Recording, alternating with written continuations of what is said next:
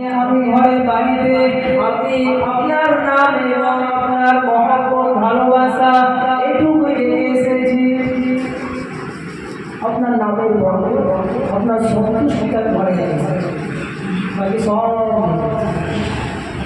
খবর হবে। আবু বকর তো হবে, আবু বকরের সাথে পারে আবু বকরের মহব্বত ভালোবাসা কেমন ছিল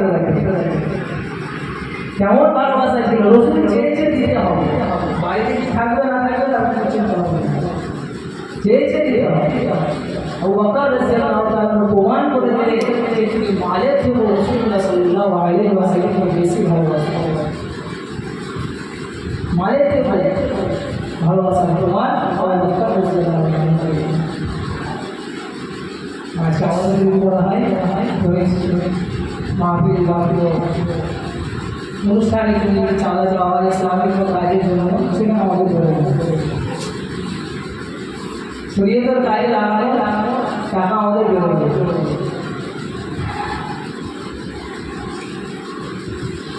ওদের যুদ্ধের ময়দানে একবার খবর এলো যে রাসূলুল্লাহ সাল্লাল্লাহু আলাইহি ওয়াসাল্লাম শহীদ হয়ে গেছে। ওদের ময়দান মদিনা থেকে 3 কিলোমিটার দূর।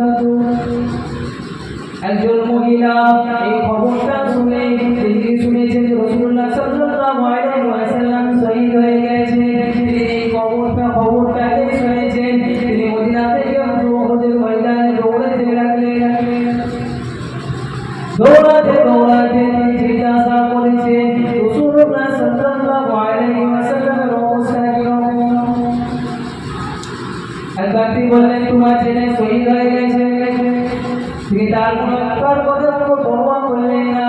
তিনি এরকম ভাবে ওদের ময়দানে দৌড়াতে জিজ্ঞাসা করছেন রাসূলুল্লাহ সাল্লাল্লাহু আলাইহি ওয়াসাল্লামের অবস্থা এখন কিরকম।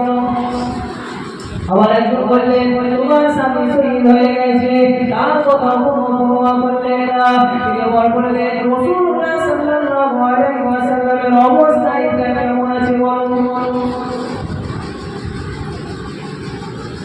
ছেলে শিখেছে, তার স্বামী শহীদ হয়ে গেছে, কোনো পরোয়া নেই। কিন্তু রাসূলুল্লাহ সাল্লাল্লাহু আলাইহি ওয়াসাল্লাম কেমন আছে এটা দেখেছে। এই মহিলা যারা কি প্রমাণ দিল, তার ছেলে স্বামী হবে থেকে রাসূলুল্লাহ সাল্লাল্লাহু আলাইহি ওয়াসাল্লামকে বেশি ভালোবাসে। এই মহিলা এটাই প্রমাণ দিল। রাসূলুল্লাহ সাল্লাল্লাহু আলাইহি ওয়াসাল্লাম বলেছেন লা ইউমিনু আহাদুকুম হাত্তা আকুনা আহাব্বা ইলাইহি মিন ওয়ালিদিহি ওয়া ওয়ালাদিহি ওয়ান নাসি আজমাইন। তোমরা ততক্ষণ পর্যন্ত মুমিন মুসলমান হতে পারবে না যতক্ষণ পর্যন্ত না সন্তান সন্ততি পিতা মাতা সমস্ত মানুষের থেকে বেশি ভালো না বাসবে।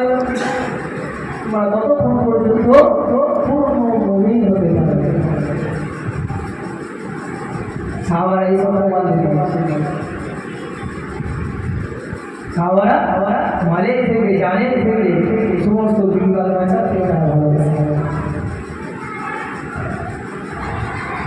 হযরত জায়েদ ইবনে সাদিস রাদিয়াল্লাহু তাআলা একবার মক্কার কাফেররা গ্রেফতার করে নিল। মক্কার কাফের বদরে যুদ্ধের ময়দানে হযরত সাবেত রাদিয়াল্লাহু তাআলা তিনি মক্কার একটা কাফেরকে হত্যা করেছিলেন। তারা আপনজনরা তাকে গ্রেফতার করেছে তার পিতার প্রতিশোধ নেওয়ার জন্য। তার পিতা প্রতিশোধ নেবে যায় সাবিত নাম হয়ে যায়। তো তিনি তাকে হত্যা করার জন্য পিতা হত্যা করেছে, প্রতিশোধ নেওয়ার জন্য তাকে গ্রেফতার করে। তো কাফেরদের একটা নেতা তাকে এসে বলছে, তার সামনে এসে বলছে তুমি রাজি, আমি এই কথাটা স্বীকার করব, তোমাকে শহীদ করে দেওয়া হবে, হত্যা করা হবে, তুমি এই কথাটা স্বীকার করবো যে তোমার বদলে মুহাম্মদকে হত্যা করবে।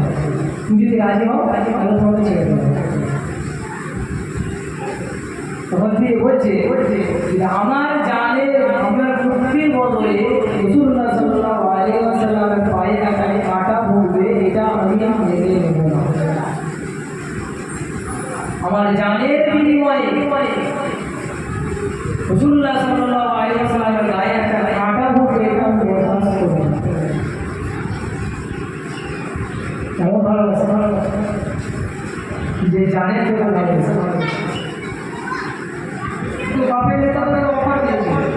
তুমি রাজি হও মোহাম্মদ মিথ্যা কথা তোমার চাইবে তুমি পথে ছেড়ে দাও তিনি কিন্তু রাজি হন তিনি বললেন কি একটা কাঁটা ফুটবে রসুল্লাহ সাল্লাল্লাহু আলাইহি ওয়াসাল্লাম গায়ে এখানে রসুল্লাহ সাল্লাল্লাহু আলাইহি ওয়াসাল্লামকে গানে শুরু করেছিলেন রসুল্লাহ সাল্লাল্লাহু আলাইহি ওয়াসাল্লাম আমাদেরকে এইরকম মহব্বত ভালোবাসা আমাদেরকে করেছেন তিনি নিজের চাওয়া পাওয়া সব কিছু বিসর্জন করেছেন আল্লাহ রাব্বুল আলামিন প্রত্যেক নবীকে একটা করে দোয়ার অধিকার দিয়েছিলেন প্রত্যেক নবীকে একটা করে দোয়ার অধিকার দেওয়া হয়েছিল যে দোয়াটা যে যখন যেভাবে যেটা চাইবে সেভাবে সেটা কবুল করা হবে প্রত্যেক নবীকে দেওয়া হয়েছে একটা করে দোয়ার অধিকার যখন যেভাবে যেটা চাইবে সেইভাবেই সেটা কবুল করা হবে প্রত্যেক নবী তারা এই দোয়ার অধিকার দুনিয়াতে তারা প্রয়োগ করে ফেলেছে তারা কেউ প্রয়োগ করেছে এইভাবে যে আল্লাহ আমার উম্মতদেরকে কোনোভাবে মারাতে পারলাম না আপনি এদেরকে ধ্বংস করে দিন আল্লাহ তাআলা দোয়া কবুল করলেন এবং সেই উম্মতদেরকে ধ্বংস করে দিলেন কিন্তু রাসূলুল্লাহ সাল্লাল্লাহু আলাইহি ওয়াসাল্লাম বলেন আমি সেই দোয়াটাকে রিজার্ভ করে রেখেছি তুলে রেখেছি কাল কিয়ামতের ময়দানে কঠিন মহাশরের ময়দানে আমি আমার উম্মতের সুপারিশের জন্য প্রয়োগ করব আমি আমার সেই দোয়াটাকে দোয়ার অধিকারটা আমি তুলে রেখেছি কিয়ামতের কঠিন মহাশরের ময়দানে আমি রাসূল আমার উম্মতের সুপারিশের জন্য আমি প্রয়োগ করব এমন কোনো মানুষ আছে নিজের জন্য না আছে অপরের জন্য কেউ হাত ধরে বলতে পারে আমি নিজের জন্য চাইনি অপরের জন্য কেউ বলবো আগে নিজেরটা চাই তারপরে কিন্তু রসুল নিজের চাওয়া পাওয়া সব বিসর্জন দিয়েছে নিজের যে সুখ শান্তি চিন্তা করে নিজের চিন্তা হবে কি করে যা ভেবেছেন যা চেয়েছেন সব ওই মতো উম্মতের চিন্তা ভাবনা রাসূলুল্লাহ সাল্লাল্লাহু আলাইহি ওয়াসাল্লামকে কম নির্যাতন করা হয়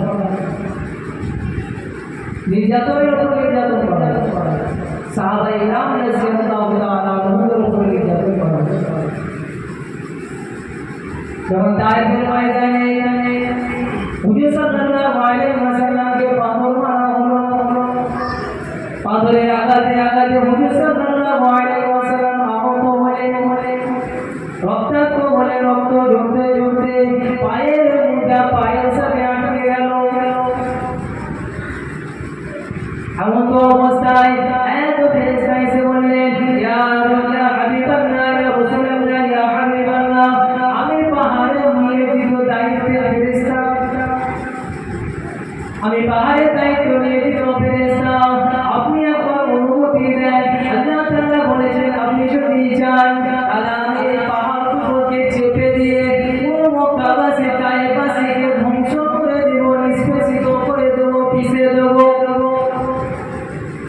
রাসূলুল্লাহ সাল্লাল্লাহু আলাইহি ওয়াসাল্লাম বললেন আমি চাই না যে এরা ধ্বংস হয়ে যাক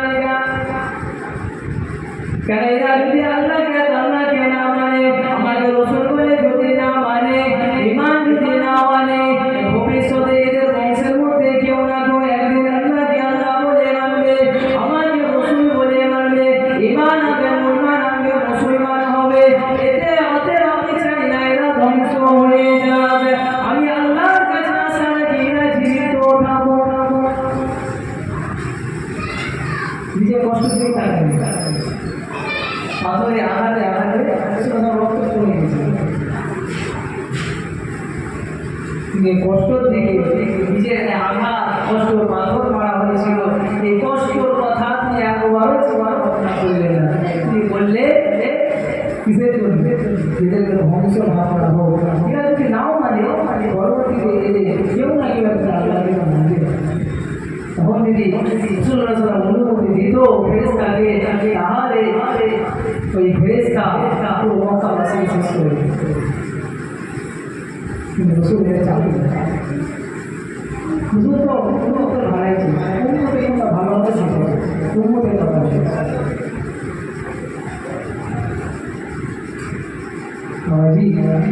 সেই নবীর মহাপদ নবীর ভালোবাসা আমাদের অন্তরাকে জায়গা নিজের কষ্ট নিজের পেশায় সব বিসর্জন করে দিয়েছে কিন্তু আজকে আমরা সেই নবীকে ভুলে গেছি নবীর কথা আমাদের মনে আছে সেই মহাপদ আজকে আমরা তার জায়গা অন্তর করতে পারি মক্কাবাসীরা রাসূলুল্লাহ সাল্লাল্লাহু আলাইহি ওয়াসাল্লামের জন্য প্রচার খুব করতে লাগলো সাহাবায়ে কেরামের উপর যখন অত্যাচার করতে লাগলো তখন সাহাবায়ে কেরামরা নিজেদের জান বাঁচানোর তাগিদ তারা হাবশায় গেল আবিসিনিয়া গেল তখন আবিসিনিয়া চলে গেল একসময় রাসূলুল্লাহ সাল্লাল্লাহু আলাইহি ওয়াসাল্লাম তখন তিন নবী মক্কা থেকে মদিনায় চলে সকল মদিনায় চলে তো মদিনায় যাওয়ার সময় রাসূলুল্লাহ মক্কা থেকে তাকিয়ে বলছিলেন হে মক্কা তুমি কত পবিত্র তুমি আমার প্রিয় ভূমি এবং বলছিলেন ওয়ালাউলা আন্নাহুকে আখরাজুনি মা সাকাতু আমার আমার লোকেরা যদি আমার কওমরা যদি আমাকে ভার না করে দিত আমি তোমাকে ছেড়ে কোথাও আমি তোমাকে ছেড়ে কোথাও রাসূলুল্লাহ সাল্লাল্লাহু আলাইহি ওয়াসাল্লামের উপরে জুলুমের অত্যাচার যতটা পরিমাণ জুলুম অত্যাচার হতে পারে তারা প্রয়োগ করে রাসূলুল্লাহ শেষদায় আছে কাফের মুশরিকরা কাফে লাড়ি দিয়ে এসে মারে সাহাবাদের জন্য অসহায় কেউ সহায়তা পাচ্ছে না কাফেরদের নেতা কাফেরদের পান্ডারা সেখানে সর্দার সাহস পাচ্ছে না তার মাথা থেকে লাড়ি পুড়ি বেশ সরিয়ে দেওয়া এই খবরটা ফাতেমা রাদিয়াল্লাহু তাআলা কাহিনী ফাতেমা রাদিয়াল্লাহু তাআলা দৌড়ে এসে সেই লাড়ি ভূমিকায় মাথাটাকে মুড়িয়ে দিয়েছে এরপরও রাসূলুল্লাহ সাল্লাল্লাহু আলাইহি ওয়াসাল্লাম যখন মক্কা বিজয় হয় এত অত্যাচার অনাচার করার পরে যখন রাসূলুল্লাহ সাল্লাল্লাহু আলাইহি ওয়াসাল্লাম মক্কা বিজয় করলেন মক্কা বিজয়ের পরে এই কাফের মুশরিকরা অত্যাচার অনাচার করেছিল তারা পালাতে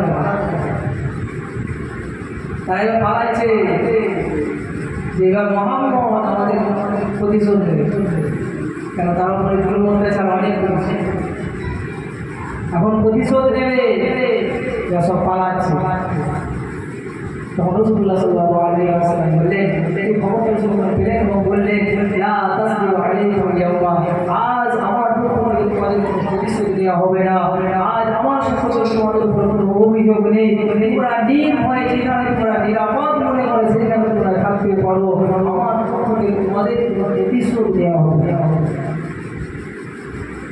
রাসূলুল্লাহের উপর এতটা জুলুম অত্যাচার করার পরেও সে সব কথা ভুলে গিয়ে তাকে মাফ করে দিল আমাদের বাড়ি গিয়েছে আমাদের বাড়ি গিয়েছে তুমি পড়া কথা হয় তুমি আঘাত বাগিয়ে করে আজকে না হবে দশমের বড়দার পরিশ্রম নেই সুযোগ পেয়ে পরিশ্রম নেই এই দয়া রাসূলুল্লাহ সাল্লাল্লাহু আলাইহি ওয়াসাল্লামের কতটা পরিমাণ ছিল আর আজকে আমাদের মধ্যে কতটা পরিমাণ সেই মহব্বত দয়া যদি আমার আপনার মধ্যে না থাকে তাহলে কিন্তু আসমান আল্লাহ তাআলা আমার আপনার রকম দয়া করবে হাদিস শরীফের মধ্যে এসেছে দয়া এমন একটা গুণ মান লা ইয়ারহাম যার মধ্যে দয়া নাই তার দয়া করা হয় যদি আমি মানুষের ভালাই চাই মানুষের কল্যাণ কামিতা চাই মানুষের উপকার মঙ্গলের কাজে যদি সহযোগিতা করি মানুষের উপকার যদি আমি করতে পারি তাহলে আল্লাহ তাআলাও আমাদেরকে সহজ করে দেবেন আমাদের মঙ্গল করবেন আমাদের দয়া আল্লাহ তাআলা আমাদেরকে করবে যদি আমি আপনি যদি না করি মানুষের উপরে দয়া মানুষের উপরে ভালোবাসা আমরা যদি না দিতে পারি তাহলে কিন্তু আল্লাহ তাআলাও আল্লাহ তাআলা আমাদের দয়া এই সমস্ত রাসূলুল্লাহ সাল্লাল্লাহু আলাইহি ওয়াসাল্লামের সমস্ত গুণ, এই মহব্বত, ভালোবাসা, দয়া, এই সমস্ত গুণ আমার আপনার মধ্যে আনতে হবে। তবেই আমি আপনি সেই রাসূলের সুপারিশ শাফাআত আমরা পাবো। রাসূলের সুন্নাত অনুযায়ী আমাদেরকে চলতে হবে, সেই রাসূলের আনুগত্য আমাদেরকে করতে হবে, তবেই আমরা কামিয়াব হব। আল্লাহ তাআলা আমাদের সকলকে বোঝার তৌফিক দান করুন। সকলে একবার বলে আল্লাহ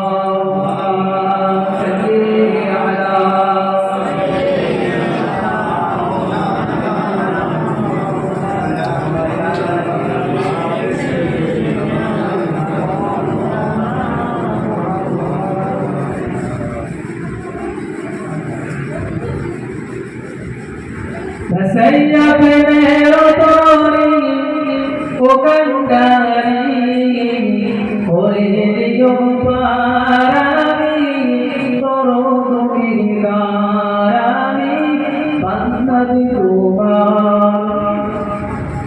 Saya primero tori o cantari ore yo parami toro dominarami bandadi তোমার কাল হাসরে তুমি ছাড়া, কাল হাসরে তুমি ছাড়া কে আছে আমার, আমি বড় গুনাহগার, আমি bandadi তোমার সাইয়া পেলের তোরি ও কান্দারি ওরে দিও পার, আমি বড় গুনাহগার, আমি bandadi তোমার পাপে তবে ভরা দেহ,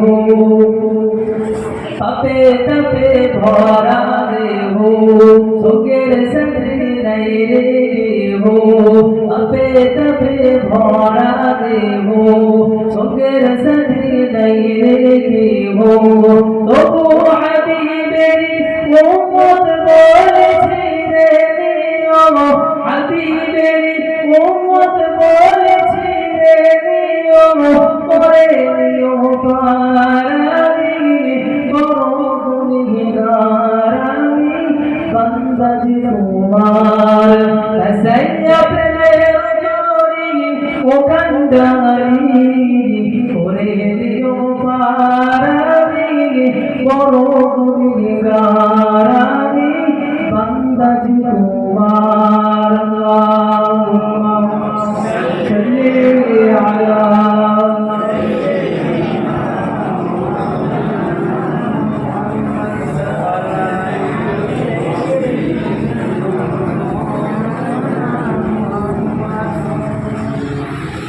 বাবাজি।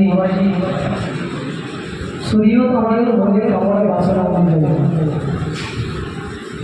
শরীয়ত আমাদের মনের কামনা বাসনা অনুযায়ী আল্লাহ আল্লাহ রাসূল যেটা বলেছে আমাকে আপনাকে সেটা মেনে নিতেই হবে, সেটা বুঝে আসুক আর নাই আসুক, সেটা আমার ভালো লাগলো আর নাই আমাকে আপনাকে সেটাকে মানতেই হবে।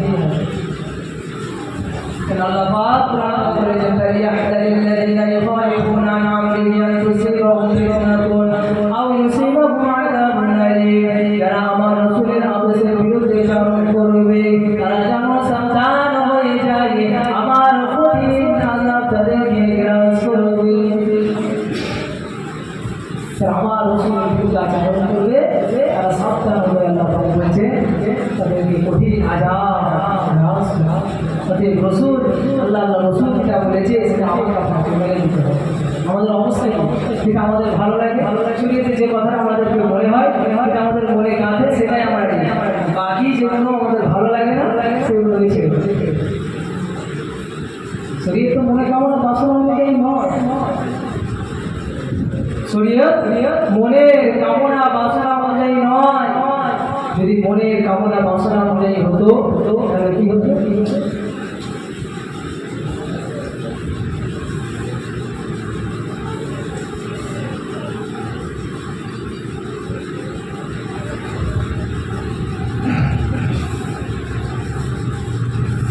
যদি শরীয়ত যদি আমাদের মনে কামনা বাসনা অনুযায়ী যদি হতো তাহলে তাহলে কি আল্লাহ কুরআন পাকে বলেছেন ওয়ালা বিতাবাল হাওয়া হাওয়া আল্লাহ ফাসাদাতিস সামাওয়াতি ওয়াল আরদু ওয়া মান ফীহিন্না শরীয়তে তোমাদের মনে কামনা বাসনা অনুযায়ী হতো তাহলে আসমান এবং জমিনের মধ্যে যা কিছু আছে সব কিছু বিশুদ্ধ হয়ে যেত। শরীয়তে তোমাদের মনে কামনা বাসনা অনুযায়ী হতো আসমান এবং জমিনের মধ্যে যা কিছু আছে সব কিছু বিশুদ্ধ হয়ে যেত। কেমন ধরুন কেউ একটু মদ খান করে সে তখন বলে দেয় আমি আমার জন্য হারাম করে কেউ সুদ খায় তখন বলে আমার জন্য হারাম করে কেউ ঘুষ খায় বলে আমার জন্য ঘুষ হারাম করে এরকমভাবে পুরো দুনিয়াটা নিশ্চিত করা সৃষ্টি হয়েছে। যেন আল্লাহ বলে শরীয়ত তোমাদের মনে কামনা বাসনা অনুযায়ী নয় তবে শরীয়তে যে কথা আমাদের মনে লাগবে সেটা বললে হবে না। শরীয়তের প্রত্যেকটা কথা হাদিসের প্রত্যেকটা কথা আমাকে আপনাকে মানতেই হবে। ভালো লাগবে না আমরা সবাই জান্নাতে যেতে চাই তো নাকি যেতে জান্নাতে যেতে গেলে কিন্তু জান্নাত শরীয়তের আহকামে বেড়াতে ঘেরা জান্নাত শরীয়তের আহকামে বেড়াতে ঘেরা। আল্লাহ রাব্বুল আলামিন ওরা জান্নাত সৃষ্টি করলেন। জান্নাত সৃষ্টি হওয়ার পর জিবরাইল আলাইহিস সালাম তো বললেন একবার যাও যে দেখে আসবো আমি জান্নাত কেমন সৃষ্টি করেছে। তিনি আল্লাহর কথা বলে গেলেন যে জান্নাতের জান্নাতের চারিপাশে জান্নাতের মাছ নিয়ামত জান্নাতের ভোগ আয়েস আরামের নিয়ামত সব কিছু দেখে ফিরে আল্লাহ আল্লাহ আপনি জান্নাতকে এত সুন্দর সৃষ্টি করেছেন এই জান্নাতের মধ্যে এত নিয়ামত আপনি দিয়েছেন এত ভোগ আয়েস আরামের জিনিস আপনি সৃষ্টি করেছেন যে এই জান্নাতের নিয়ামতের কথা যদি দুনিয়ার মানুষ জানতে পারে তারা সারাটা জীবনে কাটিয়ে দেবে জান্নাত পাওয়ার জন্য। তারা উঠে পড়ে লেগে যাবে জান্নাত কামানোর জন্য। এরকম তারা চেষ্টা করতে করতে এক সময় জান্নাত থেকে পেয়েই যাবে। তারপর জান্নাতকে শরীরের আহকামের বেড়াতে ঘিরে শরীয়তের আহকামে বেড়ালে ঘিরে দিয়ে জিবরাইলকে বলে নিয়ে যাও এবার গিয়ে দেখলে যে জান্নাতের চারিপাশটা শরীয়তের আহকামে বেড়াতে ঘিরে। তখন এসে বলে আমার তো মনে হয় এই জান্নাতে আর কেউ আসবে না। কেন মানুষ তো দুনিয়ায় শরীয়তের আহকামে এখনো মানবে তাহলে নিজের খাইস নিজের নফসানি খাইস নিজের ইচ্ছা খেয়াল খুশি মতো চলবে। অতএব আমার তো মনে হয় জান্নাতে আর কেউ আসবে না। তারপর আল্লাহ তাআলা জাহান্নাম সৃষ্টি করার পরে আল্লাহ পাক জিবরাইল আলাইহিস সালাম বললেন যাও জাহান্নাম দিয়ে দেখলে জাহান্নামের মধ্যে এত কষ্ট মিলে এত মানে বেদনাদায়ক জিনিস আছে।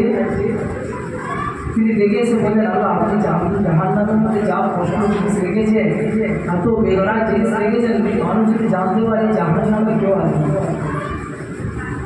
জাহান্নামের কথা যদি কেউ জানতে পারে দুনিয়ার মানুষ এই জাহান্নামে আসবেই তারা সেইভাবে চলবেই। তারপরে আল্লাহ তাআলা জাহান্নামের চারিপাশে খায়েশ রেখে नफ्सानी खाइश नफसानी चाहत ख्याल खुशी আমরা খায়েশ চলে এবারে জিবরাইল আলাইহিস সালাম কে বলে তিনি আওয়াজ দিলেন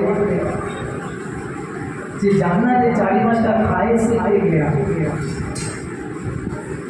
ঠিক আছে বললে আল্লাহ আপনি জাহান্নামে চারিপাশটাকে খায়েশ ঘিরে রেখেছেন আমার তো মনে হয় প্রত্যেকটা মানুষ এদিকে চলে কারণ মানুষ তো দুনিয়ায় চলবে খায়েশ নিজের ইচ্ছায় খুশি চলবে মানুষ যখন এই ইচ্ছা খ্রিস্টান হবে তখন চলবে তার জান্নাত জাহান্নামের কারণ হবে। সৈয়দা আদম কি কেনা ছিল? জান্নাত কেনা ছিল। দুনিয়া যদি আমি সৈয়দা আদম সৈয়দা হুকুম আদম মেনে যদি আমি চলতে পারি তাহলে আমি জান্নাত পার হবো। সৈয়দা আদম পারবে জান্নাতে যেতে পারবো। আর যদি খেয়াল খুশিয়াল তো নিজের ভাষায় পয়সা যদি চলি ব্যবসায়িক আয়সা যদি চলি তাহলে জাহান্নামের বেড়া পার না জাহান্নামে বুঝেছিল কি কথাটা? হাদিসটা বুঝতে পারলেন? বুঝতে পারলেন? জান্নাত তো ঘিরে আছে সৈয়দের আহ্বান। দুনিয়া যদি আমি জান্নাত সৈয়দের আহ্বান যদি মেনে চলতে পারি তাহলে আমি জান্নাতে পৌঁছাতে পারবো। আর যদি না চলি নিজের খাই সাথে চলি ইচ্ছা মতো যদি চলি তাহলে জাহান্নাম ঘিরে আছে কি দিয়ে খাইস তাহলে খাইস করা হয় জাহান্নাম। অতএব জান্নাতে যেতে গেলে শরীয়তের আহকাম হুকুম মানতে হবে, শরীয়তের হুকুম আহকামকে সঠিকভাবে পালন করতে হবে, রাসূলের তরিকা অনুযায়ী করতে হবে, সুন্নত মোতাবেক চলতে হবে। এই সুন্নত মোতাবেক যদি আপনি চলতে পারি তাহলে আপনি রাসূলের শাফাআত নসিব হবে, সুপারিশ আল্লাহ রাসূল আমাদের জন্য করবে। যদি আমরা সেই রাসূলের সুন্নত যদি আমরা না মানি তাহলে কিন্তু আমরা রাসূলের সুপারিশ পাবো। ইসলামের মধ্যে সবচেয়ে একটা গুরুত্বপূর্ণ আমল হচ্ছে নামাজ। নামাজ একটা বড় একটা গুরুত্বপূর্ণ আমল। ইমানের বড় গুরুত্বপূর্ণ আমল নামাজ। আজকে আমরা সেই নামাজ থেকে বলেছি কিয়ামতের ময়দানে সর্বপ্রথম এই নামাজের হিসাবে أول ما يحاسب به العبد يوم القيامة الصلاة। কিয়ামতের ময়দানে সর্বপ্রথম নামাজে হিসাব দেওয়া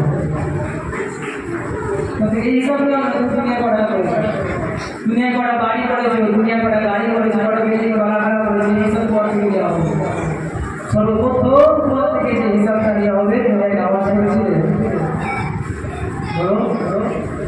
যদি নামাজ ঠিক থাকে বাকি আমলগুলো ঠিক থাকবে। যদি নামাজের মধ্যে কোনো গড়বড় হয় তাহলে কিন্তু বাকি আমলগুলো গড়বড় হয়ে যাবে। বাকি আমলগুলো আজকে আমরা নামাজ থেকে রাখে নামাজ থেকে বলে চলে আসি তাদের জন্য আমরা সাকারাত জাহান্নাম দেব। সাকারাত يتساءلون عن المجرمين ما سلككم في سقر قالوا لم نكن من المصلين।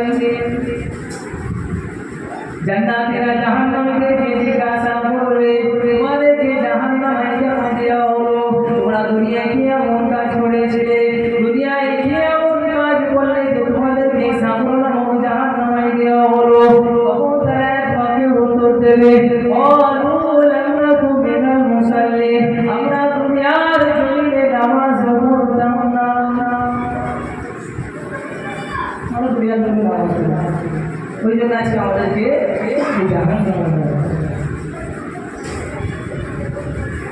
সেই নামাজ আমাদের আপনাকে আদায় করতে হবে। নামাজ গাফিল হয়ে গেলে তারা কিন্তু জানেন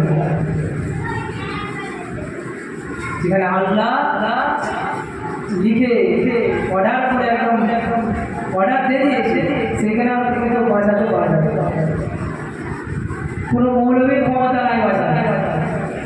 মনে করছে পড়ে গেলে একবার তেড়ে একটা দোয়া দিয়ে একদম জান্নাত পর্যন্ত পৌঁছবে। সারা জীবন নামাজ গানে সুন্নত তরিকা গানে কিছু নেই, মনে করছি একটা দোয়া দিয়ে দেবো, একটা বড় বক্তা নিয়ে এসে তেড়ে মাফি দিয়ে দেবো, একদম জান্নাতে পৌঁছে দেবো। কারো ক্ষমতা নেই জান্নাতে পাঠাতে। আল্লাহ বলেই দিয়েছে বেনামাজি জাহান্নামে, কিন্তু মৌলবীকে দিয়ে আসবে জান্নাতে পাঠানো। ওদের নিজে বাঁচবে, পরে না আসলে বাঁচতে হলে নিজেকে বাঁচতে হবে। কখন কেউ বাঁচাতে আপনাকে পারবে না। হাসের বাজারে কেউ কাউকে নামাজ পড়লে নামাজ পড়ে একতার সাথে নামাজ পড়ে আল্লাহ সন্তুষ্টির জন্য নামাজ পড়ে তার জন্য নামাজটা পুরস্কার এক নম্বর পুরস্কার হলো যে দুনিয়াতে আল্লাহ রিজিকের অভাব হবে। 2 নম্বর হলো কবরের আযাব আল্লাহ মাফ করে দেবে। 3 নম্বর হলো আমল নামা আল্লাহ জান্নাতে দেবে। 4 নম্বর হলো ফুলসিরাতের পোল আল্লাহ কৃতজ্ঞতা পার করিয়ে দেবে এবং বিনা হিসাবে জান্নাত দিবে। এই নামাজের মধ্যে ফায়দা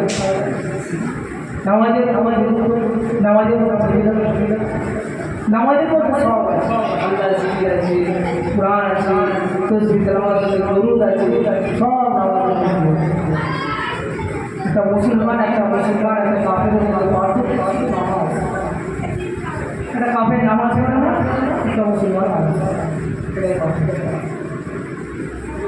কিন্তু আমার আপনার কাছে পার্থক্য আমি করতে পারছি, সেই পার্থক্য আমার আপনার